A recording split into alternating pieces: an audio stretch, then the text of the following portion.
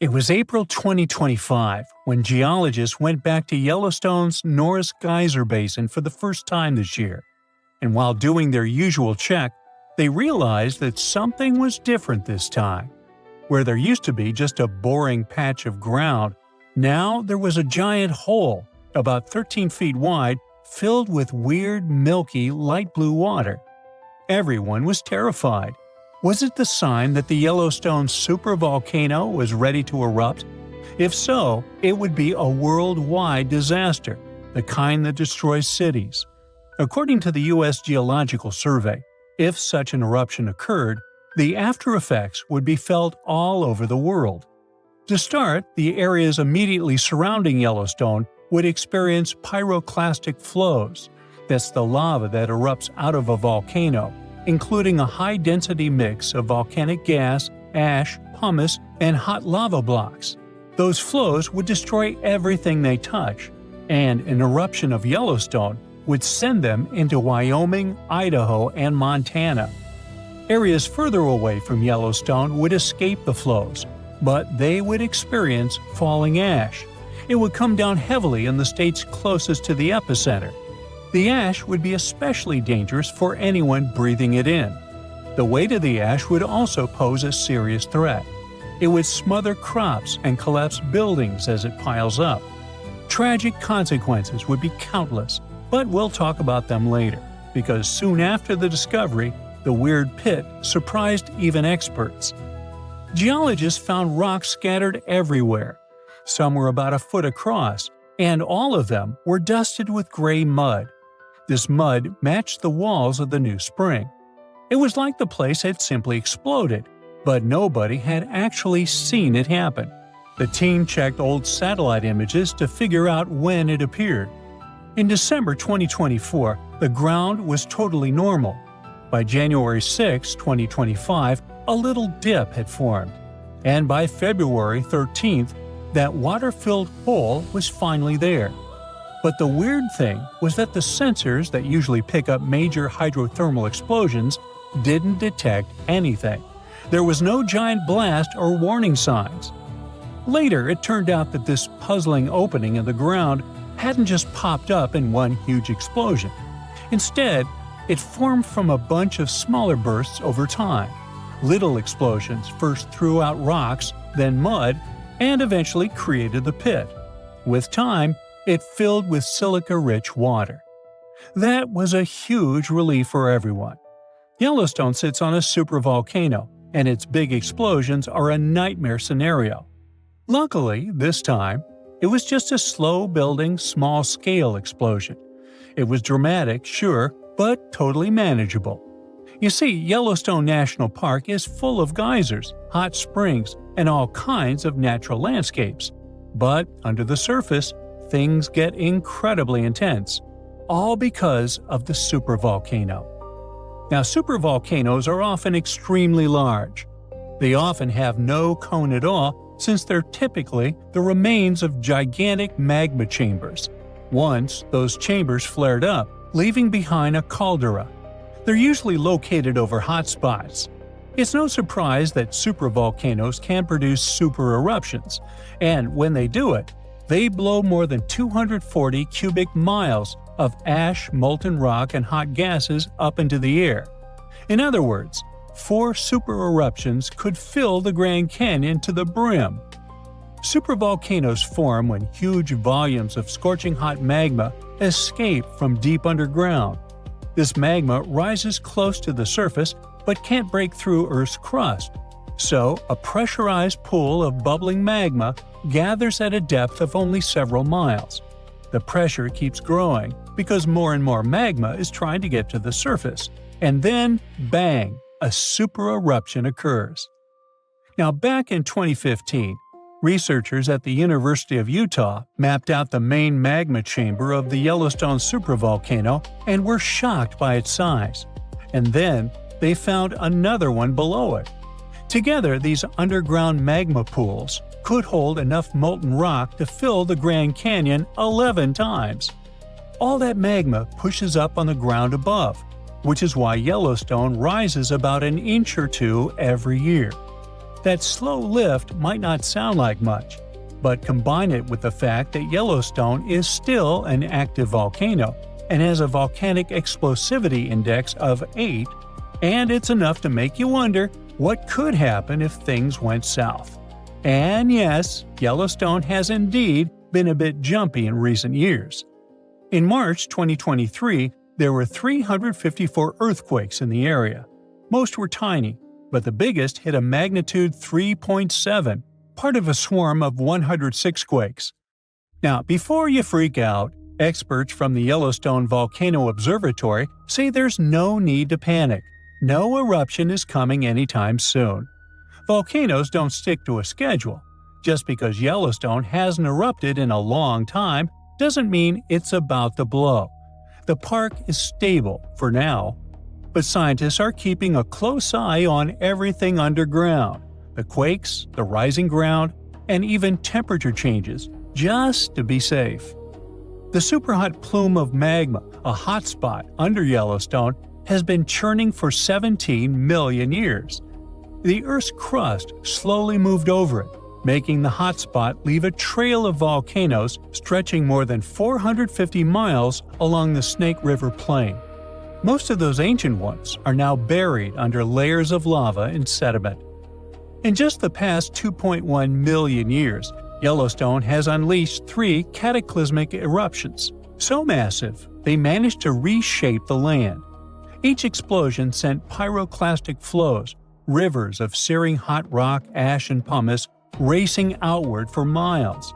The debris piled up in layers hundreds of feet thick, some forming solid lava-like rock. When those eruptions emptied the underground magma chambers, the roof collapsed, forming the massive calderas we see today. Even after those mega eruptions, Yellowstone didn't stop. Between 180,000 and 70,000 years ago, enormous rhyolite lava flows, sometimes over 144 cubic miles, poured out. Some flows followed north-south vent lines. The West Yellowstone flow erupted around 110,000 years ago. The Nez Perez Creek flow followed 160,000 years ago.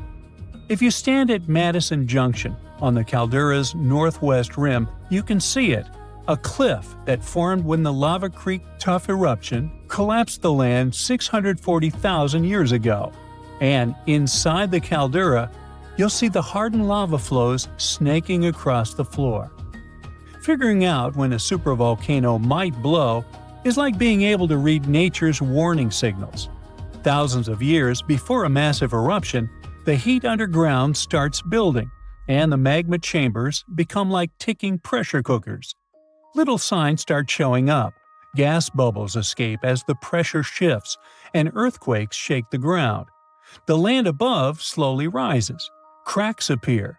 Hot springs and geysers start acting up, heating even more than usual. Now, what would happen if Yellowstone erupted? Remember those pyroclastic flows we talked about before?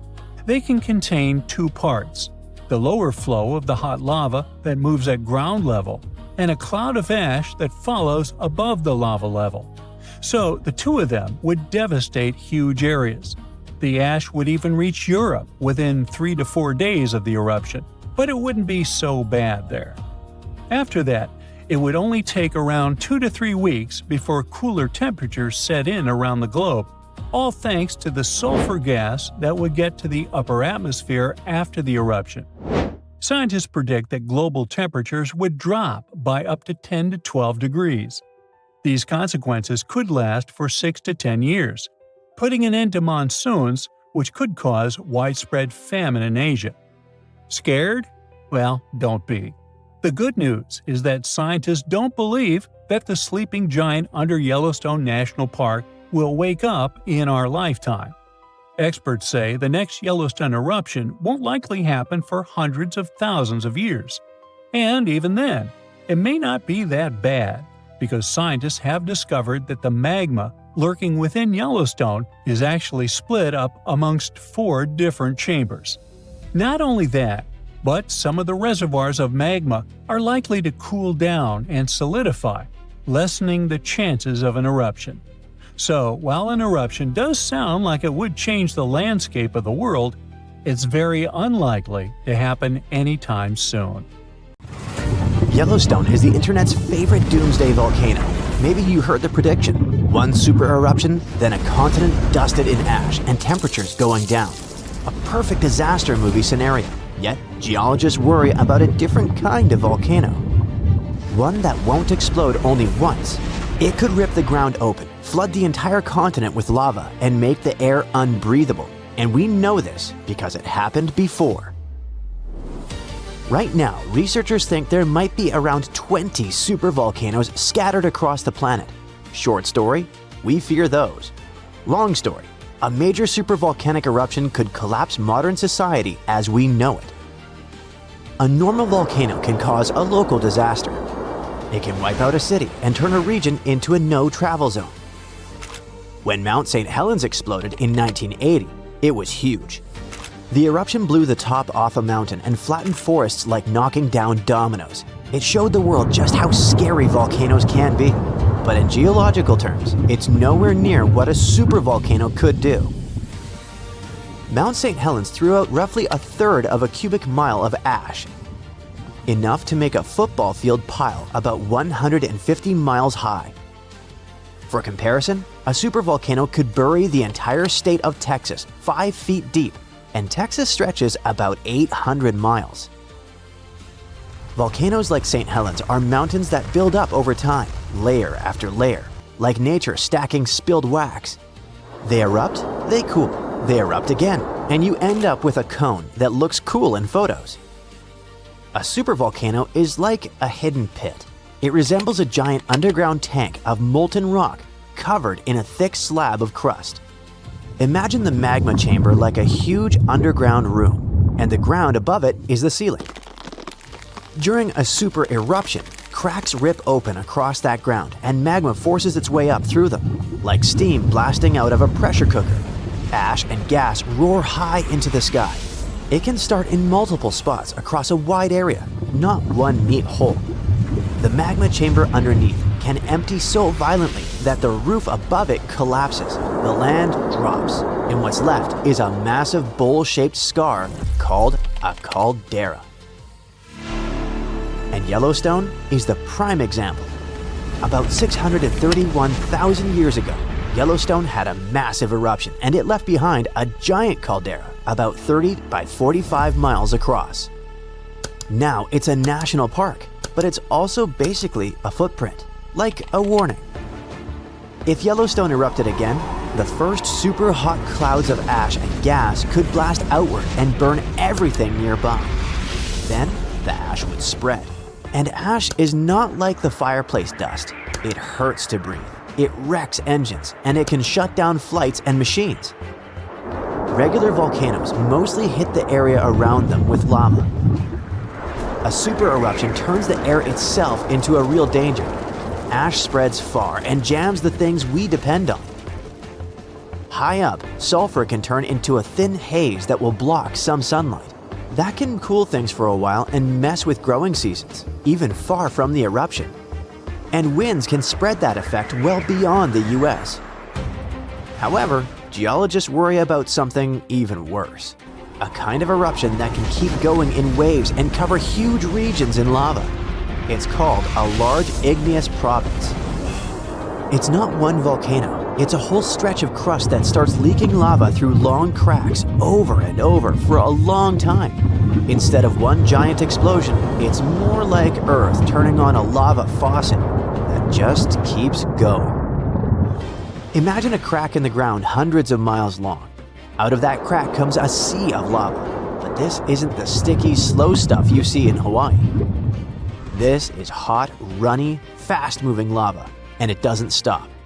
It spreads, floods low spots, stacks into layers, and then does it again. And that's what makes LIPs scarier than a supervolcano. They drag on. They can erupt in repeated pulses over hundreds of thousands to a few million years. We have scars to prove it right here in the US. About 17 million years ago, the Pacific Northwest ripped open and created the Columbia River basalt. Lava did not just coat the land, it drowned it. The total amount that erupted was around 42,000 cubic miles. That's enough to cover the whole US in lava about 58 feet deep. But how can Earth produce enough lava to bury a mountain range? It's because the planet is still churning inside. Imagine Earth like a pot of thick tomato soup sitting on a stove. Earth's core is the stove, and it's extremely hot. The soup is the mantle, a thick layer of rock that moves slowly. Now and then, a massive blob of superheated rock rises from deep in the mantle, possibly from the boundary above the core. Scientists call this a mantle plume. When it reaches the cooler crust, it spreads out, pushes upward, and when it breaks through, it does not build one neat mountain. It can open long cracks and feed eruptions in repeated bursts for a very long time. However, while lava burns everything in its way, it's not what wrecks the planet. The gas does. These eruptions release huge amounts of carbon dioxide and sulfur, and we can assume the consequences of that because it happened before, and not just once. About 252 million years ago, a massive LIP eruption began in what is now Siberia. It lines up with the worst extinction event in Earth's history, the Great Dying. Around 90% of species disappeared. Huge amounts of gas flooded the air and trapped heat. The oceans soaked up some of that gas and turned more acidic. Acid rain fell again and again. Life on Earth crashed. Scientists believe that in the last 500 million years, there have been 16 major extinctions like this, and that 15 of them line up closely with LIP timing. These geological formations changed Earth so many times, and scientists now wonder, what if Yellowstone and that massive lava flood in Oregon are actually a part of the same system? Look at Idaho from space, and you see a long, flat track across the state called the Snake River Plain. It points from the old lava flood region toward Yellowstone, like a trail. That path exists because Earth's surface moves. The outer layer is split into giant plates that slowly slide. Under Idaho and Yellowstone, a deep, hot zone keeps feeding eruptions. As the plate moves, the eruption zone shifts with it, leaving a long trail behind. That's why the rocks get older the farther you go from Yellowstone. It's the same heat source, just a moving target. And if you roll the plate's motion back far enough, that trail points closer to where the Columbia River basalts formed. That's why some geologists think the Northwest lava flood and Yellowstone could be connected parts of one long-lived system. Finally, if it's all part of one big apocalyptic system, is it time to pack the bags and flee to Mars? Will it happen again soon? Even if they share the same story, that does not mean the worst part is coming back soon. The lava flood chapter played out millions of years ago. Today, Yellowstone is simply where that deep heat shows up at the moment. And sure, it can erupt again, but the most likely eruption isn't some giant doomsday blast. It's a steam explosion, when super hot water flashes into steam and blows rock apart. Lava flows and smaller eruptions can happen too. The caldera-making nightmare is a rare one. If Yellowstone ever started building towards something big, it wouldn't be sneaky. You would see it coming. A lot more earthquakes than normal and the ground lifting faster than usual. The clearest right before signs would likely show up in the days or weeks before it. We cannot stop a planet-scale eruption. We can only watch for the warning signs and plan. But hopefully, if the planet decides to get rid of us, by the time it starts sending warnings, we'll already finish turning Mars into our new home. For 70,000 years, Tafton volcano successfully convinced everyone it was extinct, but new satellite images show that its summit is rising, like something inside is stretching it, rolling it over, and cracking its neck after the world's longest nap. Scientists aren't too happy about it, so let's see if you have a reason to be worried too. Volcanoes can wake up when earthquakes shake them awake or storms mess with underground water. But scientists checked. There weren't any big earthquakes or heavy rains in southeastern Iran, where it sits.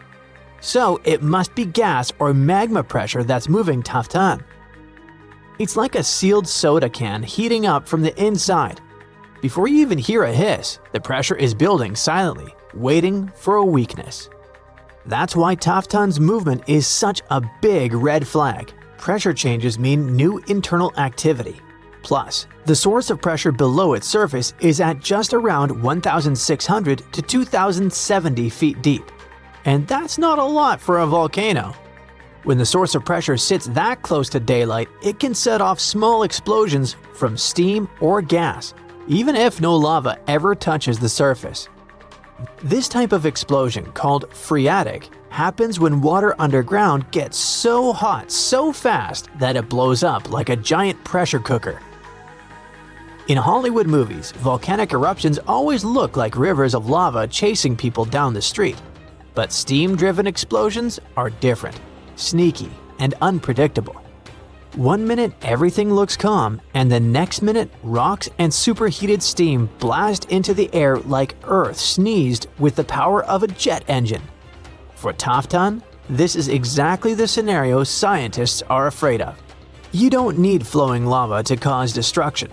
A steam-driven explosion can launch boulders the size of cars and shoot ash clouds thousands of feet up. Even if you don't live anywhere near Iran, Tafton isn't just a local issue. Volcanoes breathe out gases that travel with the wind, and Tafton produces sulfur-heavy emissions when it's active. Sulfur dioxide doesn't just smell bad, but messes with air quality, irritates lungs, and reacts in the atmosphere to form particles that can dim sunlight and cool temperatures. That means neighboring countries might feel the effects even if they never see the volcano. And if a phreatic explosion blasts ash high enough, it could drift into international flight paths like volcanic confetti nobody asked for. Even smaller eruptions can have ripple effects. Remember that time a volcano in Iceland with a name I won't ever pronounce correctly blew up in 2010? It disrupted all the air travel across the Atlantic, and in our case, a modest ash plume drifting into major air corridors could ground flights across the Middle East, South Asia, and beyond. You know, gas emissions don't respect borders. They drift, mix, and settle wherever the wind decides to drop them. Alright, all this sounds pretty creepy, but with all the modern sensors, scientists should find out about an eruption in advance, right? Not really. As Tafton sits in a really remote region, setting up monitoring stations there is tricky, expensive, and frankly, was never a priority because everyone assumed the volcano was done for. So right now, satellites, not ground instruments, are doing most of the work. Satellites see the big picture, but instruments on the mountain add detail. And that's why it was so important for Tafton to be reclassified from extinct to dormant. Because dormant volcanoes need eyes on them 24/7. When a volcano is labeled extinct, countries don't invest in evacuation plans, hazard maps, or monitoring equipment. Changing Tafton's status forced everyone, from local officials to global scientists, to admit it can cause trouble. And that means preparing for ashfall, gas emissions, sudden eruptions, and the long-term questions. Questions like, what if this awakening isn't temporary? What if this is the beginning of a whole new activity cycle? Long-term, Tafton might settle down again, or it might be entering a period of renewed activity. Volcanoes don't run on human timelines. A short-term phase for a volcano could be days or years, and the uplifting summit might mean there's deeper magma movement, not just a surface burp. It has gone up by about 3.5 inches over 10 months between July 2023 and May 2024. And a mountain rising is like Earth inhaling. And if Earth inhales too deeply, it eventually exhales.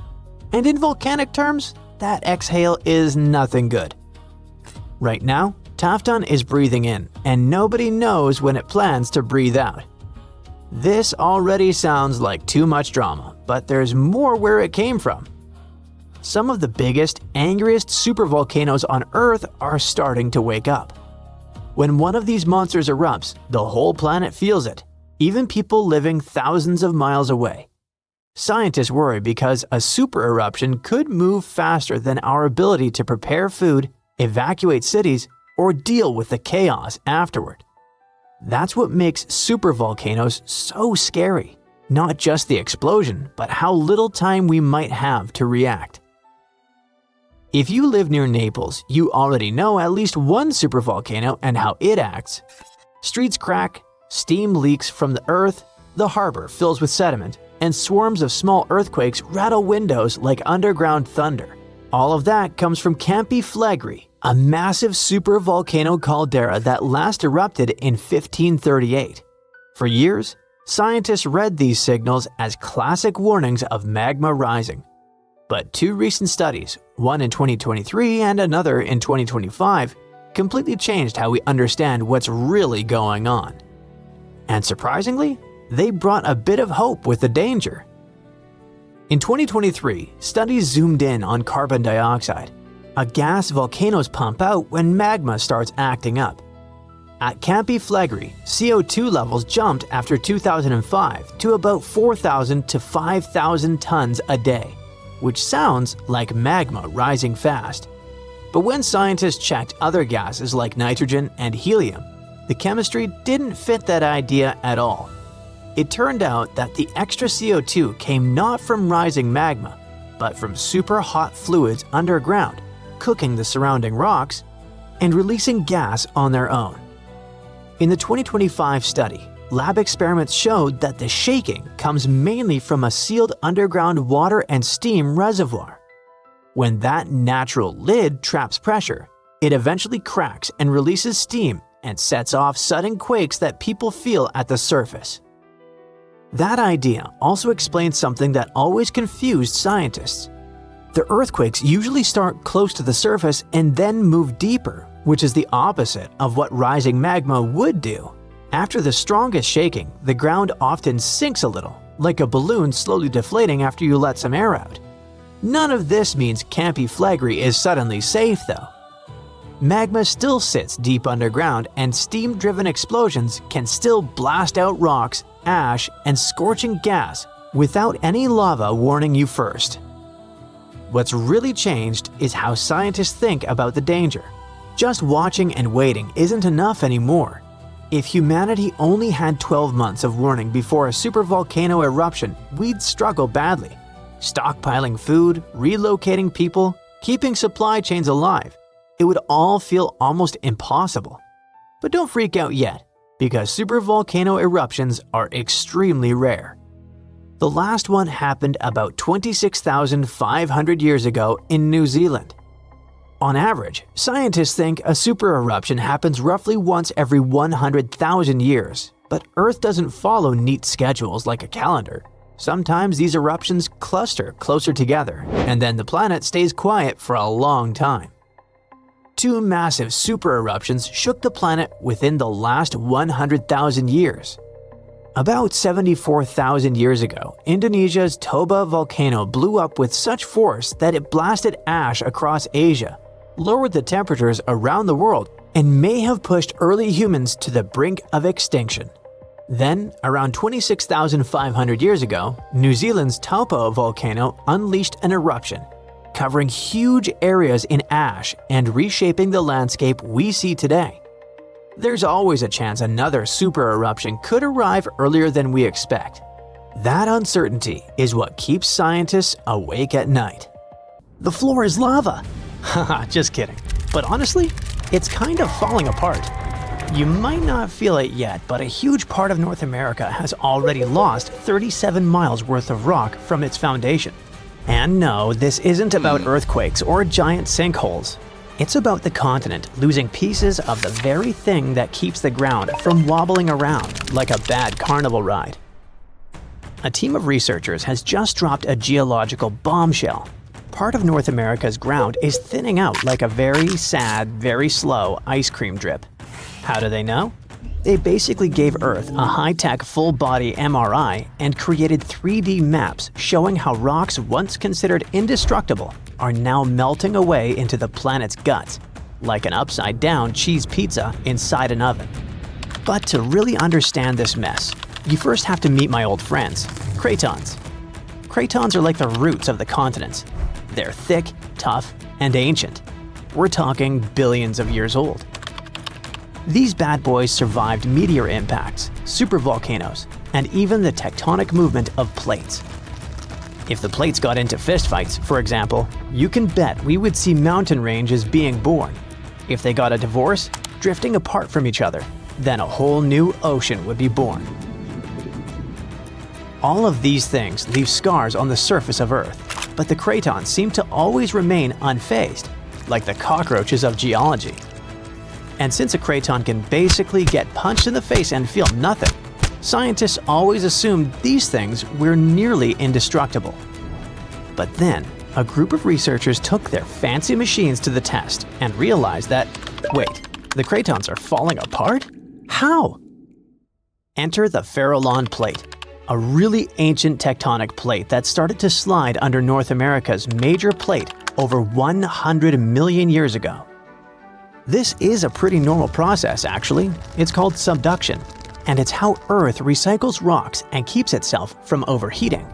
This subduction thing has been happening for so long that, by now, the Farallon is almost 400 miles away from the craton, sitting pretty chill at the lower mantle, weirdly close to the outer core of our planet. But the Farallon has been causing trouble, like that one roommate who moved out but keeps leaving weird stuff in the fridge. You see, as it sinks, it tugs on the bottom of North America's foundation, stretching it out and causing pieces to fall off into the deep mantle. And if that wasn't enough drama, the sinking Farallon has also leaked water and carbon dioxide into the surrounding rocks, making the craton even softer and easier to shred apart. Thanks, Farallon. Very cool of you. By studying hundreds of earthquakes across thousands of monitoring stations, scientists have confirmed the story. Big chunks of continental material are dripping downward, thinning the craton by as much as 37 miles. That's more missing rocks than can fit into a milk carton. Sounds dramatic, right? But don't worry. This is happening at a snail's pace. It'll take millions of years for anything noticeable to happen. Your great-great-great-great few grandkids from the distant future might still be standing on solid ground. But don't get too comfy. This thing may not be an urgent problem, but there's another type of sinking that's happening faster than you can say, "Help!" Here's the thing. By 2050, at least 32 major cities in the US, including New York, Baltimore, and Charleston, could be partially underwater. And guess what? This one is mostly our fault. Scientists noticed that since 2007, some cities have been sinking into the ground between 0.04 and 0.08 inches every year. Charleston, in South Carolina, is pulling ahead in the worst way possible, sinking 0.15 inches annually. Sure, these numbers sound tiny and a bit ridiculous, but Charleston is barely 9 feet above sea level, and a little sinking goes a long way when the ocean is breathing down your neck. On really bad flood days, people there have to abandon their cars and basically swim home. This whole phenomenon is called land subsidence, and when you mix sinking land with rising sea levels, you get a disaster cocktail of flooded streets, salty farmland, ghost forests, and a lot of very cranky homeowners. And it doesn't stop with just homes.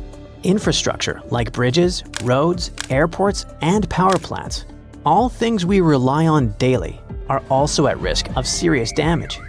Flooded electrical grids and sunken highways could cause billions more in economic losses and create major safety hazards for communities.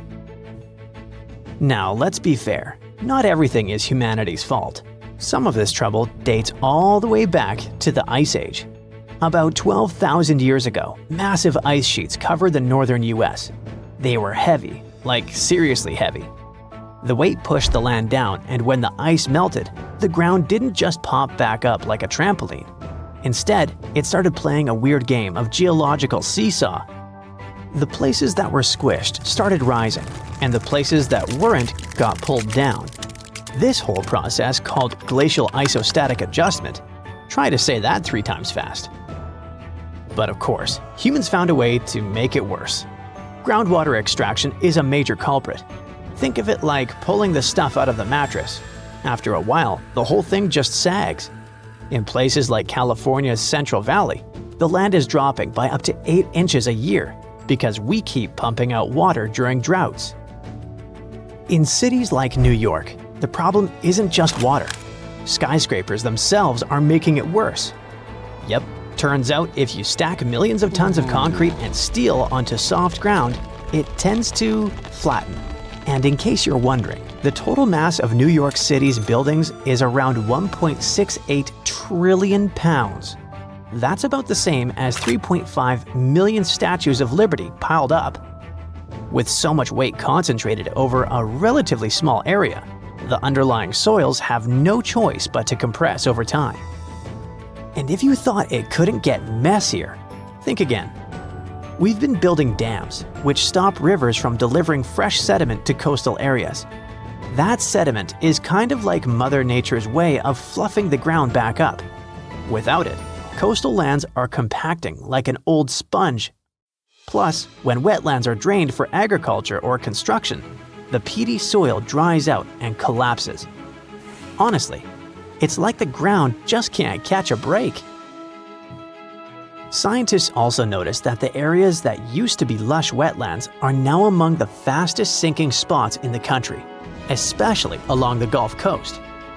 Louisiana, for example, is losing about a football field of land because of this mix of subsidence and rising seas. So what's the endgame here for us regular people who just want to live above sea level? Well, it's not looking great.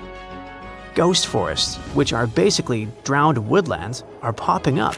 Farmland is turning salty and unusable.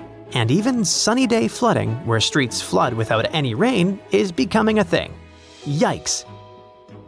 Meanwhile, over on the West Coast, California is not exactly winning either. San Francisco and Los Angeles are both sinking, which means that rising sea levels could hit them twice as hard and twice as fast. In some places like the Palos Verdes Peninsula, the ground has been sinking so fast, people over there might as well live like moles. So, is America turning into the next Atlantis? Probably not next week, but without serious action, like cutting back on groundwater pumping and planning smarter cities, at least 500,000 people are in serious danger. And the housing damage could easily rack up a jaw-dropping $109 billion by 2050. In the end, while North America isn't about to sink like a poorly made souffle, it's definitely showing some cracks in the crust. So maybe let's ease up on groundwater pumping, rethink how and where we build, and invest a little more in keeping our feet dry. After all, if the floor really does become lava someday, we're gonna wish we had at least fixed the leaks first. While you're watching this video, pieces of continents are slowly breaking off from below and are pulled down into the oceanic mantle, a hot, mostly solid layer that moves slowly under the seafloor. As soon as these fragments reach the mantle, they can trigger volcanic eruptions in parts of the ocean where there are no volcanoes. Plus, when continents break apart, it happens not only at the surface, but also deep down. But more on that later. This process can continue for tens of millions of years. The new study shows that Earth's insides are even more dynamic than we thought. It also explains why many volcanic islands, including Christmas Island in the Northeast Indian Ocean, contain unusually high levels of certain chemical elements.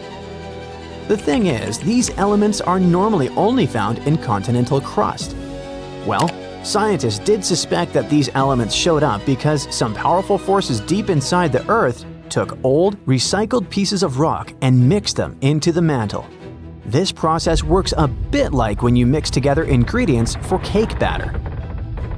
But before, researchers believed those elements came from two main sources: sediment that sank into the mantle as oceanic plates got pushed down, or from mantle plumes. Those are columns of hot rock rising up from deep inside Earth. However, these explanations don't fit all observations. In some volcanic areas, there's almost no sign that the crust has been recycled.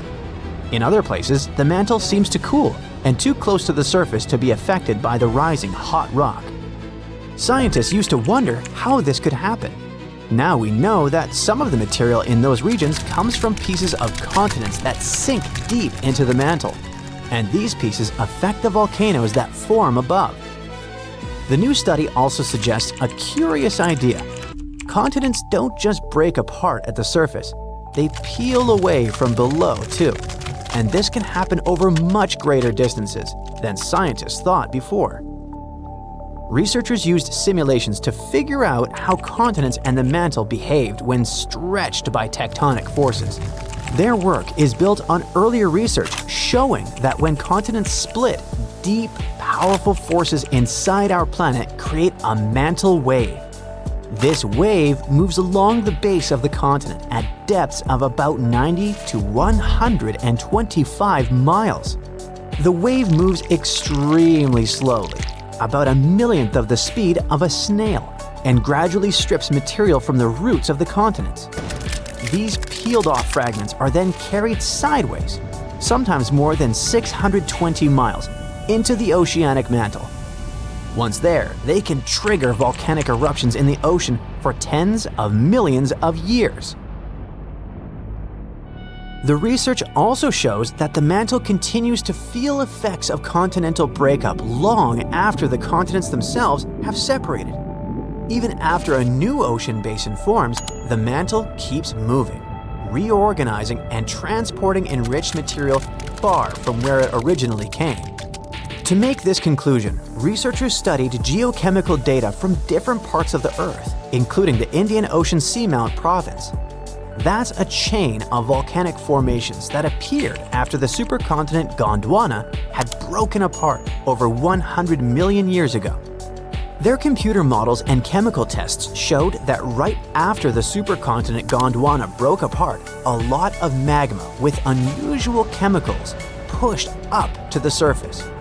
Over millions of years, this chemical signature slowly faded as less material came up from under the continent. The most unexpected discovery is that this happened without any help from those deep, hot columns of rock scientists used to think were needed. Now, to get an even clearer picture, let's sneak a peek into our planet's insides. Earth is about 4.6 billion years old. It was born from a huge cloud of dust and gas that slowly cooled, shrank, and hardened into the planet we know today. As it cooled, heavy metals like iron and nickel sank to the center, and lighter, rocky materials floated upward. This created the Earth's layered structure, with each layer having its own unique properties. The crust is like Earth's skin. It's our planet's outermost layer, made of solid rock. It's broken into huge pieces called tectonic plates that slowly drift over time. There are two kinds of crust: oceanic crust and continental crust. The oceanic crust is about 4 to 6 miles thick. It's covered with a thin layer of sediments like sand, clay, and shells. Below that are dense rocks like basalt, rich in magnesium. As for the continental crust, it's thicker than oceanic crust and is located under continents. It's made of lighter rocks than oceanic crust. Beneath the crust is the mantle. It makes up more than 75% of Earth's volume. The top of the mantle is pretty rigid, but deeper down it becomes soft and partially molten, which allows it to flow slowly. This flow is what moves the tectonic plates. At the center of the Earth lies the core. It's made mostly of iron and nickel and has two distinct layers, the outer core and the inner core. The outer core is a liquid layer of iron and nickel. It's insanely hot, up to 10,800 degrees Fahrenheit, as hot as the surface of the sun. The outer core also generates Earth's magnetic field, which protects us from harmful solar radiation. The inner core is solid because of the crushing pressure inside the planet. It's also made of iron and nickel. Now, the Earth's outer shell, called the lithosphere, is made up of the crust and the uppermost part of the mantle. It's broken into large pieces, called tectonic plates. There are a few super large plates and many smaller ones. 6 of the major plates are named after the continents they carry, like the North American, African, and Antarctic plates. but even those smaller plates play an important role. For example, the tiny Juan de Fuca plate is responsible for many of the volcanoes in the Pacific Northwest of the United States. The plates are moving like a jumble of old conveyor belts. They move very slowly, about 1 to 2 inches per year. But over millions of years, this movement shapes the face of our planet. Most earthquakes, volcanoes, and mountain building happen where plates meet, pull apart, or slide past each other. There are 3 main types of plate boundaries: convergent, when plates move toward each other; divergent, when plates move apart; and transform. That's when plates slide sideways past each other. When tectonic plates collide, the crust crumples and buckles, forming mountain ranges. About 55 million years ago, India crashed into Asia, slowly creating the Himalayas, the tallest mountains on Earth. The collision continues today, so the mountains are still rising. Mount Everest, the highest point on Earth, may even grow a tiny bit taller over time. At some convergent boundaries, an oceanic plate dives under a land plate in a process called subduction. The land above lifts up, forming mountains, and the sinking plate melts and triggers volcanic eruptions. This is how some mountains in the Andes of South America were formed. When 2 oceanic plates collide, one usually slides beneath the other, creating deep ocean trenches, like the Mariana Trench in the North Pacific, the deepest point on Earth. These collisions can also form underwater volcanoes that eventually rise above the ocean and turn into island chains, such as Japan. At divergent boundaries, tectonic plates move away from each other. In the oceans, magma from deep in the mantle rises to fill the gap. This creates underwater mountains and volcanoes along the seam. This process renews the ocean floor and slowly widens the ocean basins. By the way, a single mid-ocean ridge system connects all the world's oceans, making it the longest mountain range on Earth. On land, when plates pull apart, they form giant valleys, such as the Great Rift Valley in Africa. If this stretching continues over millions of years, East Africa could split off to become a new landmass. One famous example of transform boundaries is the San Andreas Fault in California. Unlike convergent or divergent boundaries, transform boundaries usually don't create mountains or oceans, but the grinding motion can cause powerful earthquakes, such as the 1906 earthquake that destroyed much of San Francisco. It's official. We now know the exact location and timing of the Yellowstone supervolcano's next eruption, and it's called a supervolcano for a reason. It will be thousands of times more powerful than a typical volcanic eruption. When this happens, the planet will face massive disasters. Earthquakes, tons of magma flows, ash and clouds that will block out the sun. The sky will be gray for a long time. We will have a shortage of food because of the lack of sunlight. Planes won't be able to fly. Some species of animals and trees may disappear. One disaster will follow another, like falling dominoes, one by one. Terrible times await Earth, and okay, stop. It's clear, we got it. But when will all this happen? Don't worry, you won't be left without an answer. When ordinary volcanoes erupt, it's always a disaster, but only for those places that are located near the epicenter. Multiply the damage from an ordinary volcano by thousands and you'll get a supervolcano eruption. Yellowstone is one of the largest volcanic systems in the world. It's erupted 3 times in the last 2.1 million years.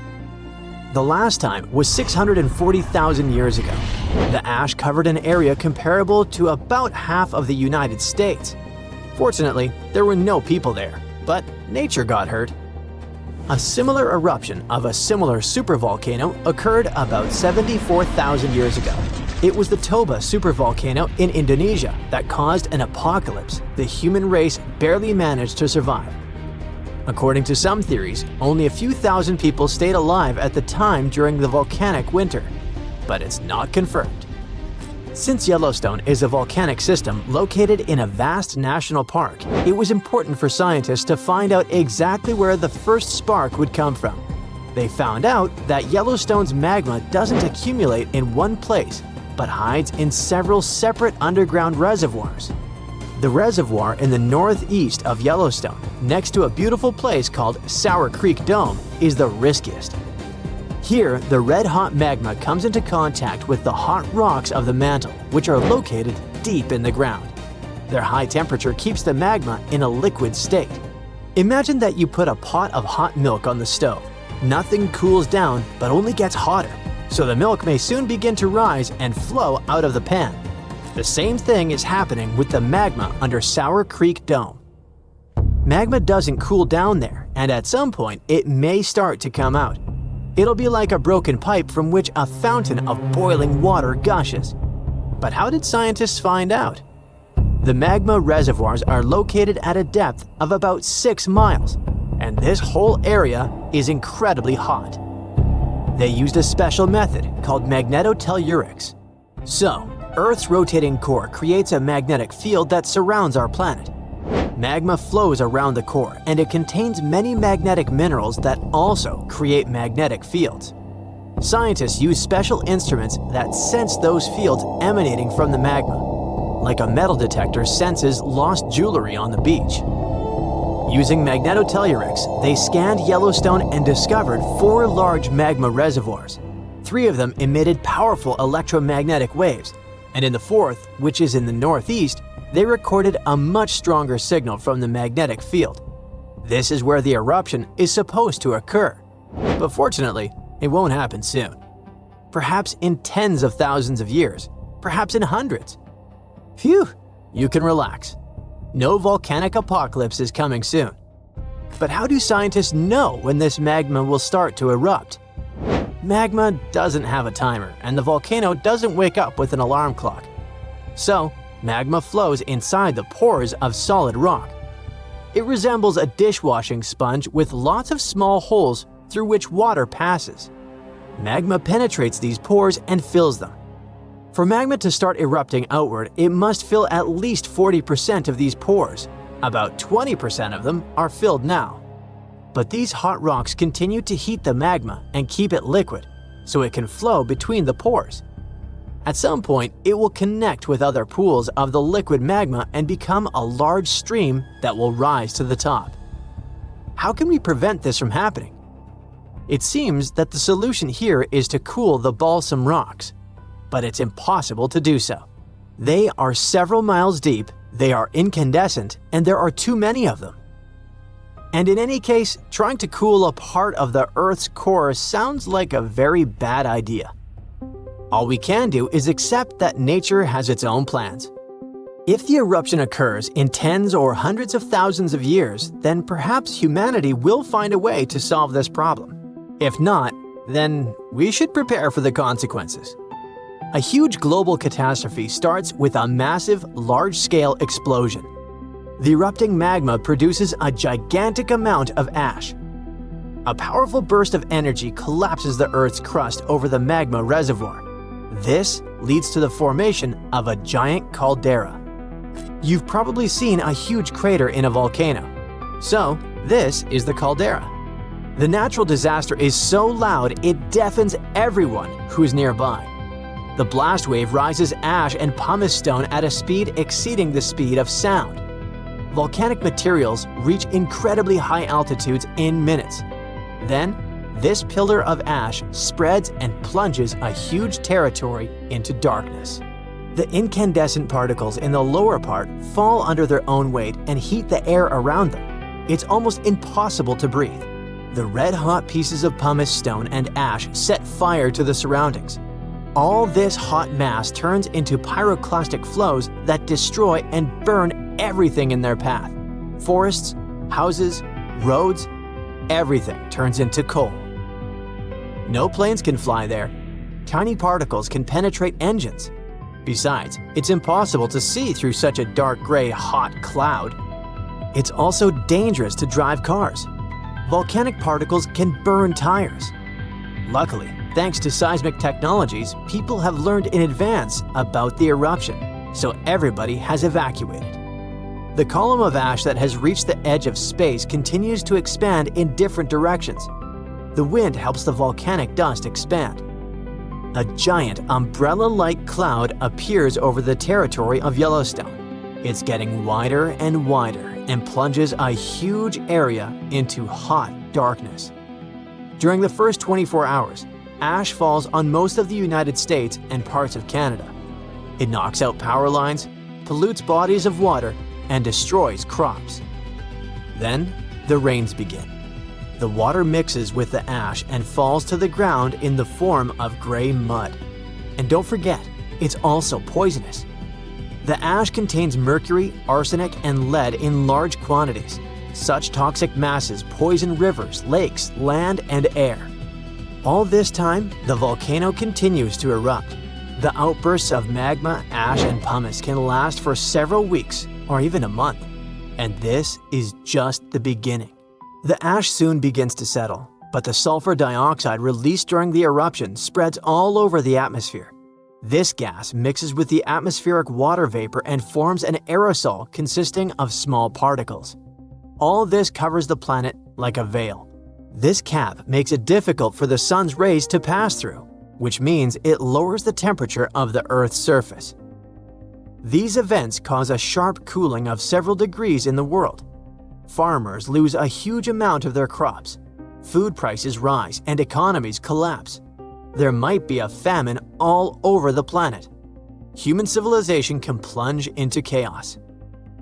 In a few years, the temperature will start rising, but it will take at least a couple of decades to return to previous standards. What will become of humanity by that time? Of course, we will survive, but we'll have to rebuild our civilization. But don't be afraid. If nothing depends on us, let's just enjoy every day of life. Be grateful and help each other. Supporting and caring for each other even during the volcanic winter is a guarantee that humanity will survive. At first, researchers thought their cameras were glitching. It was the only possible thing that could explain the weird view in front of them. Scalding water was blasting upward while cool methane was fizzing out right beside it. Such a combo wasn't supposed to even exist, but it did. Scientists were exploring the ocean floor near Papua New Guinea when they stumbled across a weird deep-sea hotspot. It wasn't like any other hotspot. There, super hot and cool methane-packed gas were bubbling out almost side by side. This almost never happens in nature, so the researchers were pretty shocked. They were cruising around with a deep-diving robot, the Rove Keel 6000, poking around underwater volcanoes in a remote island chain. These volcanoes hide all sorts of strange features, but nobody expected to find a full-on hydrothermal vent just tucked down there. Plus, other research trips had passed through the area before and missed it completely. This time, the robot's cameras lit up the seafloor and revealed a bizarre view: boiling vents and cold gas seeping out of the seabed. They were practically touching each other. As you understand, normally these two things show up in totally different places. Hot hydrothermal vents form when underground water gets cooked by magma and shoots upward, carrying minerals with it. Methane seeps, on the other hand, come from cold, mushy layers of sediment packed with old organic matter. This stuff slowly breaks down and leaks out as gas. But at this spot, the geology created a perfect mashup. Under the volcano sits a thick layer of organic-rich sediment. Magma creeping up from below heats these sediments, but at the same time, it also heats mineral-rich water deeper down. So you get two very different fluids, blazing hot vent water and cooler methane gas. Still, both are traveling upward through the same cracks in the seafloor. When they reach the surface, they escape just inches apart. So you end up with this bizarre little neighborhood where boiling mineral water and chilly methane bubbles are hanging out like best buddies. To ocean scientists, this is like discovering a unicorn that can also fly. It's weird, rare, and super exciting. An even more exciting thing is that right next to those weird hot and cold vents, an entire mini-world of creatures has taken over the rocks. The place is packed with huge clusters of deep-sea mussels, long tube worms, little shrimp and amphipods crawling everywhere, and even bright purple sea cucumbers sitting out in the open. The animals are so crowded together that it's hard to even see the rock underneath. Scientists are pretty sure some of these creatures are totally new to science, but they need a special trip just to identify everything living there. The strange mix of hot fluids and methane-heavy gas also changes the rocks themselves. The methane down there is super concentrated, while hot water coming from deeper inside the volcano brings chemicals with it. Together, they create unusual reactions underground. Because of this, metals like gold and silver have built up in the rocks, along with elements like arsenic, antimony, and mercury. It's like a chemical time capsule. The rocks show signs of an older, super hot phase when precious metals were forming. Today, the vents are cooler, but still active. Now, even though this deep sea area is rare and full of life, it isn't safe. Mining already happens nearby, and waste from the huge gold mine on Lahir gets dumped into the ocean. On top of that, companies have licenses to explore the seafloor for minerals and gas. All of this puts the fragile vent community in danger because many of the animals here can only survive in these exact conditions. So scientists are urging for more research and strong protection plans before this one-of-a-kind ecosystem is damaged beyond repair. This underwater treasure needs to be saved before industry wipes it out. This discovery, though, isn't the only unique ecosystem we've ever found. In January 2025, a gigantic iceberg named A84, roughly the size of Chicago, cracked off Antarctica's George VI ice shelf. This ice shelf is enormous on its own, stretching about 280 miles from end to end and about 820 feet thick. During the Antarctic summer, which is November through late February, the top of the ice shelf melts and forms long, skinny pools called ribbon lakes. They got that name because they really do look like giant icy ribbons stretched across the surface.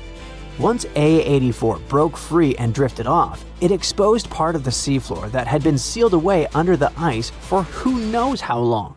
It was a place absolutely nobody had seen before. A research team aboard the ship Falkor 2 happened to be in the Bellingshausen Sea at the time. As soon as they got word about the iceberg breaking loose, they ditched their original plan. This was basically the deep-sea version of flipping over a huge rock in the woods just to see what's living underneath it. For 8 days, the scientists sent down their underwater robot, Sebastian, and explored depths of more than 4,200 feet. Down in that freezing darkness, they discovered a hidden ecosystem packed with life. Huge corals and sponges formed underwater neighborhoods that were absolutely crawling with creatures. They were not just barely alive, they were thriving. So yeah, the scientists expected to find something down there, but they definitely didn't hope to spot a full-on underwater city of ancient life. There were sea anemones that looked like tiny fluffy trees, sea spiders marching around like creatures from other planets, ice fish, octopuses, and a whole mix of other animals. The entire expedition was live-streamed to researchers around the world. By the way, the recordings are still publicly available if you're interested. Even cooler, the researchers think some of the creatures they saw might actually be brand new species. That's right, genuinely new species in Antarctica in 2025. A few might live only in this one area, and that makes sense because Antarctica is basically its own isolated planet. It's surrounded by the Antarctic circumpolar current, which acts like a giant watery moat that has kept the continent cut off from the rest of the world for millions of years. But even if the new species ended up being known ones, the scientists still found some extremely rare animals, like tiny snails, bristly worms, aka polychaetes, little crustaceans, and even the mysterious phantom jellyfish, which already looks like something from outer space. The scientific name for the phantom jelly is Stygiomedusa gigantea, But no one really needs that mouthful, so giant phantom jelly is fine. This thing is massive. Its bell, the umbrella-shaped top, can be more than 3 feet wide. It also has 4 long ribbon-like arms that can stretch up to 33 feet. That's the length of a school bus. Actually, the first one was collected in 1899, but scientists didn't even realize it was a completely new kind of jellyfish until 60 years later. Its body is mostly see-through with a ghostly purple tint, and instead of normal tentacles, it uses those big flowing arms to grab prey and feed itself. Even though jellyfish don't have brains, the way this giant phantom jelly moved caught scientists off guard.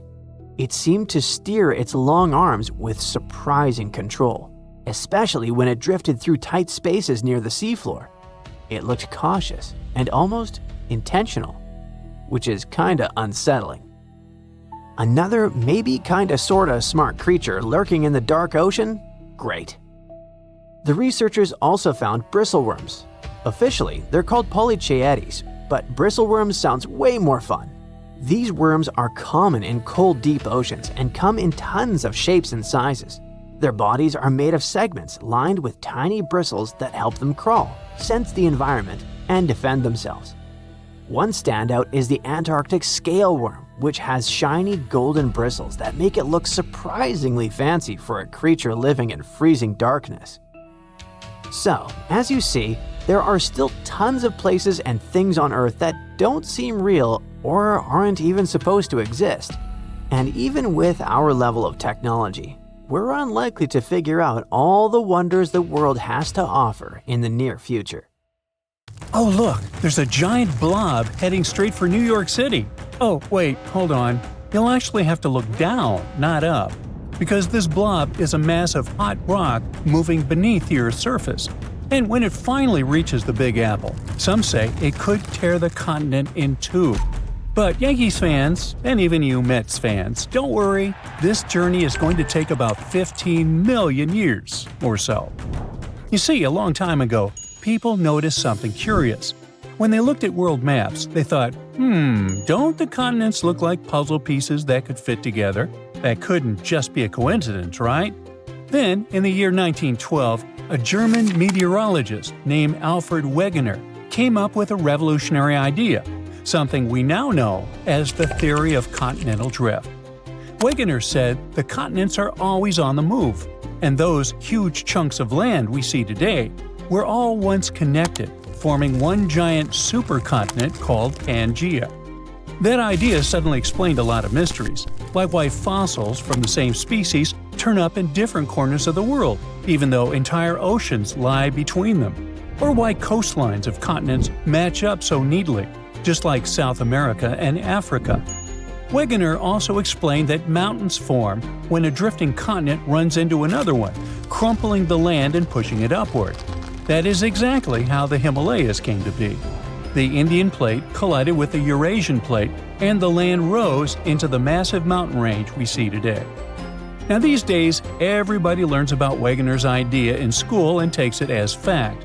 But back then, many people thought he was completely out of his mind. I mean, whole continents moving around? What on earth could push them? That's why it took scientists more than 50 years to finally go, oh, I see, it's the Earth's mantle. Yep, slow-moving currents of hot rock deep in the Earth's mantle push the tectonic plates around, and that means the continents move too. Picture super tough puzzle pieces floating on top of boiling oatmeal. That's a picture. Yep, they drift, and sooner or later they crash into each other. This is what happens on Earth's surface. And that's how we finally agreed that Wegener was right. But what if I told you that might not always be the case? Some experts agree that the supercontinent Pangaea started breaking apart about 200 million years ago. And that's how we ended up with the world map we know today. But a recent study is challenging part of that idea. And it all comes down to a giant mass of hot rock, something scientists call the Northern Appalachian Anomaly, or just NAA. Yep, what we casually call a blob, the experts call an anomaly, and that is simply because it is hotter than the rock around it. So this anomaly sits about 124 miles beneath the mountains of New England and stretches up to 249 miles wide. It lies in the asthenosphere, the semi-molten layer of Earth's upper mantle. But here's the strange part. It should not even be there. I mean, rock formations like this normally don't exist in that part of Earth's interior. For years, scientists thought the anomaly was left over from when the North American continent broke apart from Northwest Africa about 180 million years ago. This new study says that might not be the case. It suggests the blob is actually linked to the process that split Greenland from North America only about 80 million years ago. The idea then is that this blob is a leftover from when the landmass broke apart, a piece that never quite settled down.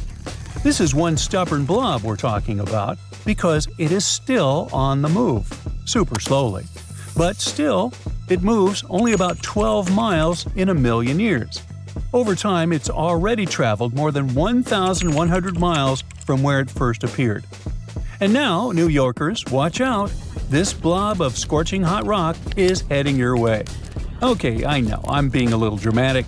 The truth is, we really don't have to worry. First, scientists say it won't even get near the city for at least 15 million years. And second, even though we call it a blob, it is not something gelatinous. It is not oozing. And it is definitely not going to push its way up through the Earth's crust and invade the New York subway, or anything like that. That is just not going to happen. What the anomaly will look like, or what it might do to the continent in the future, is still a mystery for geologists. But they are pretty confident it will not have any real impact on human infrastructure or on our daily lives. It is not like lava that's suddenly going to burst through the floor of your house. That's because, at the end of the day, the blob is just rock. Like any rock you see on the street, only super high, enormous, and buried deep inside the Earth. To explain why this rock is sitting in such a weird spot, scientists came up with what they call the mantle wave theory. So think of it kind of like a lava lamp. After continents break apart, hot, heavy rock can detach from the bottom of the tectonic plates in blobs. These blobs, or pieces of rock, move around under the crust and create waves. When that hot material slips under a continent, it works like the flame under a hot air balloon. It gives the land a little lift. Then, when continents stretch and split, space opens up underneath and semi-molten rock quickly fills in. Eventually, it cools down, gets heavier, and sinks. Meanwhile, hotter mantle material rises up and creates a warm patch called a thermal anomaly. This sudden motion shakes up the base of the continent. Imagine a row of dominoes. One piece falls and the rest follows. Blobs of rock start dripping downward one after another, and over time, they slowly move inland. Scientists think these rock currents keep flowing, rippling under the surface for millions of years. Now, knowing all this matters because the anomaly might have played a role in shaping the land above it. For example, it may have lifted up some ancient mountains over the past few million years. That helps to explain a big mystery of the region: why the Appalachians are still standing. I mean, why haven't they worn down as much as you would expect after all this time? Well, think about it. The Appalachians are ancient. This mountain range in North America started forming hundreds of millions of years ago, long before the dinosaurs. With all that time, rain, wind, and erosion should have worn them down to almost nothing by now. Honestly, some geologists expected them to be rolling hills at best. But nope, they're still mountains, pretty ones too, and much bigger than they should be. And here's where the blob comes in. See, when a giant pocket of superhot rock sits under a mountain range, it can actually give the crust a little lift. It's kind of like putting a balloon under a blanket. The blanket rises up. The heat makes the Earth's crust lighter. So even while wind and rain are wearing the mountains down from above, the Earth is gently pushing them back up from below.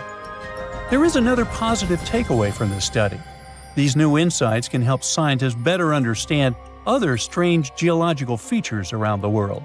In fact, the researchers believe they may have already found a twin to this blob, sitting under north-central Greenland and also tied to the Labrador Sea. So, what can we conclude from all this? Well, tectonic plate movement is still the reasons continents break apart. But the process goes much deeper than we thought. The effects of ancient rifting can still play out millions of years after the surface split, just like what happened in Greenland. Although it's still really hard to predict what this anomaly will look like in the future, we know one thing for sure right now: there is nothing to fear, and I'm betting that most of us won't be around for that. Frankenstein, unreasonably cold weather, and tons of lava. What do these things have in common? They all trace their origins back to Mount Tambora. This volcano in Indonesia had such a massive impact that the aftermath could be felt in Switzerland even a year later. And these spots are thousands of miles apart. Soon, we might be facing something similar again. Stick around, because I'm about to reveal the exact spot where the next eruption is expected to happen in 2025. Back in 1815, Mount Tambora erupted with unprecedented force, sending a colossal cloud of fine particles into the atmosphere. This cloud reflected sunlight, leading to global cooling and even the year without a summer in 1816. Temperatures plummeted, crops failed, and families worldwide faced food shortages, compounded by various health issues. Fun fact: Frankenstein appeared because of abnormally cold weather in the summer of 1816. The author got stuck indoors in Switzerland and wrote this story to pass the time. But that is the only positive aftermath. In England and Ireland, people struggled to find food. The crops were too bad that year, and this year without summer cost them lives, all because of the eruption in Indonesia. While many other volcanoes have erupted since then, none have had consequences as dramatic as Tambora. However, climate professor Marcus Stoffel from the University of Geneva believes potential serious eruptions aren't just a matter of luck, it's only a matter of time. So it's up to us. We can sit back and wait for the inevitable, or we can start preparing today. This future eruption will happen in a world that's vastly different from the one in 1815. Not only is our planet more densely populated now, but we've also experienced irreversible changes that affect our daily lives. Now, if you think volcanoes are always the bad guys, think again. They've actually played a crucial role in shaping our planet. They help with land formation, atmospheric development, and climate modulation. Just look at Yellowstone, for example. When thick lava oozed to the surface, it spread across the landscape and transformed the area forever. When volcanoes blow their tops, they release a mix of lava, ash, and gases, including carbon dioxide. But don't worry, compared to the emissions from fossil fuels, the amount from volcanoes is pretty tiny. What scientists are really keeping an eye on is sulfur dioxide, because it can have a big impact on our climate.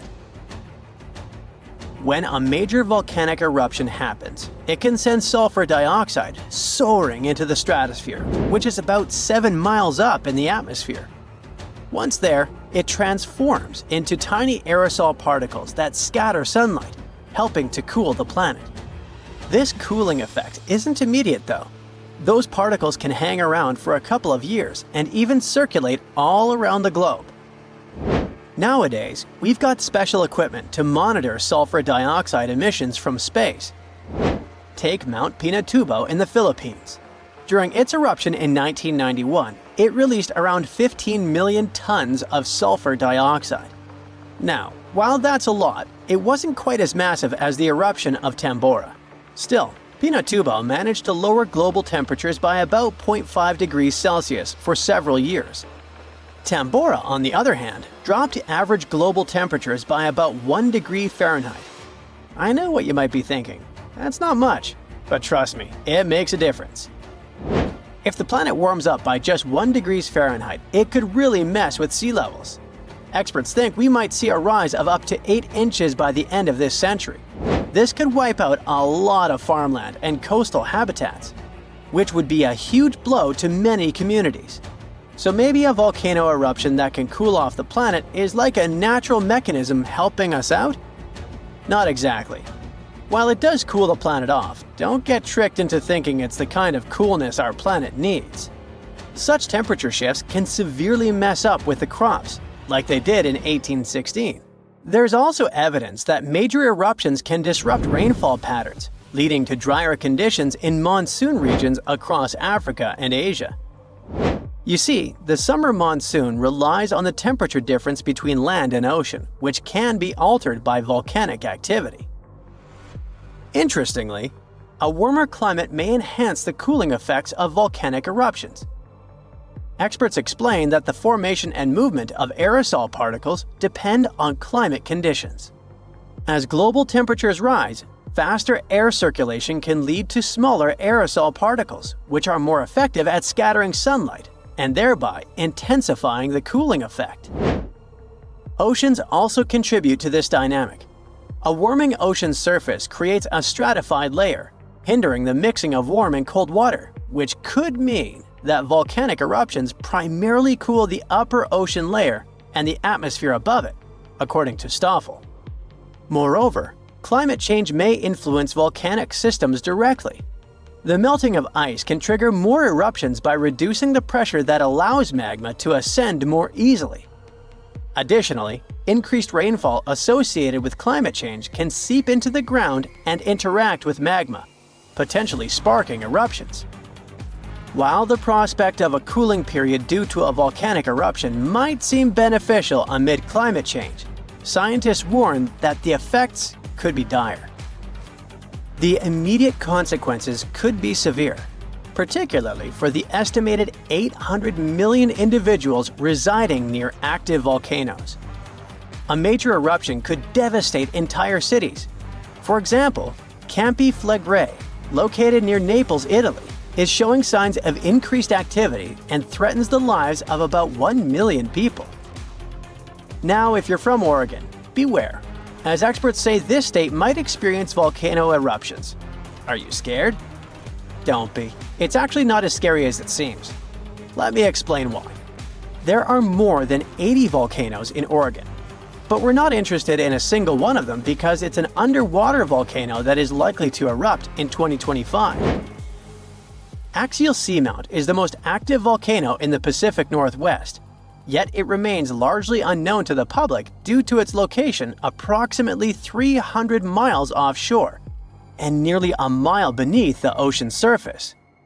While its upcoming eruption is expected to pose no threat of a tsunami or significant land-based earthquakes because of its depth and distance from the Cascadia Fault, the data gathered from studying its eruptions can enhance our monitoring of potentially more hazardous volcanoes. Let's call it a friendly eruption, shall we? In reality, predicting eruptions is a complex endeavor. We often encounter alarming headlines, such as, "Yellowstone is about to erupt." Should we take these claims seriously? Not really. Yes, Yellowstone sits atop an active supervolcano that has experienced 3 major explosive eruptions in the past 2.1 million years. The last eruption occurred approximately 70,000 years ago, with the most significant explosion taking place around 631,000 years ago, forming the massive Yellowstone caldera. Naturally, many people are curious about whether Yellowstone will erupt again and when that might happen. Fortunately, scientists are employing new techniques to delve into these questions. A recent study suggests that Yellowstone is unlikely to experience another major eruption anytime soon. The reason is that the magma beneath the park is divided into a network of separate chambers. While there is a substantial amount of magma present, it's not sufficiently interconnected to support an eruption. Previous studies proposed that the existence of a massive layer of magma beneath Yellowstone, but these latest findings change that notion. To gain a clearer understanding of the subterranean dynamics, researchers utilized a technique called magnetotellurics, which employs Earth's natural electromagnetic fields rather than seismic waves. Since magma is a good conductor of electricity, this method is particularly effective for mapping molten rock and comprehending underground activity in volcanically active regions. By using magnetotellurics, scientists created a detailed map of the magma under Yellowstone, enabling them to make more informed predictions about future eruptions. But what will happen if an eruption similar to Mount Tambora occurs? By and large, there will be huge climate chaos. Yeah, the best scientists are looking for the solution should it really happen, but they don't have it yet. So technically, we're not ready for the second Mount Tambora. But for now, we're pretty much safe. No major eruptions are predicted. Whew,